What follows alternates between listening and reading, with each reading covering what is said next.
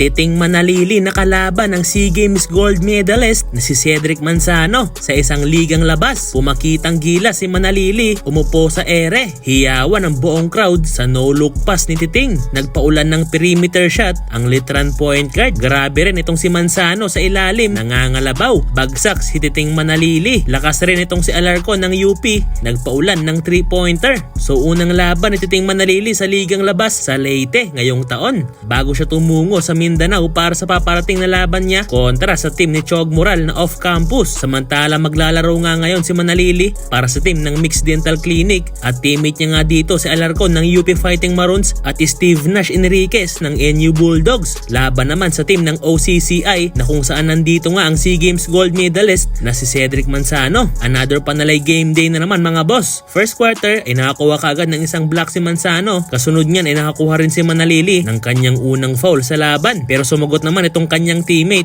3-pointer. At nakuha na rin ni Titing Manalili ang kanyang unang field goal sa laban. Pasok ang perimeter shot pero agad din namang nakabawi ang kalaban dahil dito kay Chris Ubilla. Turnover na sana ang ginawa dito ni Titing. Buti na lang at napaganda pa. Easy 2 points for his teammate. At eto pa, Alarcon back-to-back 3-pointer naman ang binitawan. Abante ng 8 points ang team Mixed Dental. Hindi naman umubra ang pangangalabaw ni Manzano sa play na to. At eto na naman si Alarcon, another 3-pointer sa opening quarter. Grabe ang player na to mga boss. At sa wakas, Cedric Manzano nakuha na ang unang basket sa laban. Gandang play naman ang ginawa dito ni Steve Nash Enriquez. Easy 2 points. Abante ng siyam ang team ni Manalili sa pagtatapos ng first quarter, 23-32. Follow-up basket kaagad para dito kay kabayan Cedric Manzano sa second frame. Pero eto namang si Alarcon ayaw paawat, kumamada na naman ng isa na namang tres. Hiyawan naman ang buong crowd dahil sa no-look pass na to ni Manalili.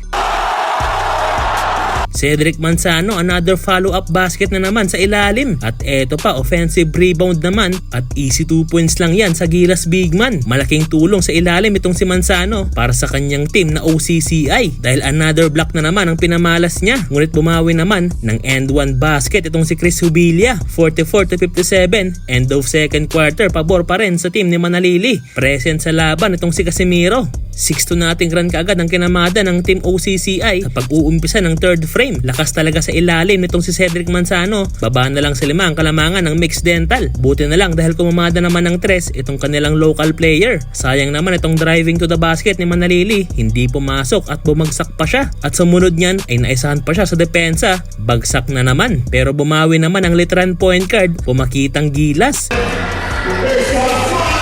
76-64 sa pagtatapos ng third quarter. Lamang pa rin ang team ni Titing Manalili sa laban. Fourth quarter ay naging dikit pa ang kalamangan. Ito nga't panoorin na lang natin ang mga huling minuto ng laban.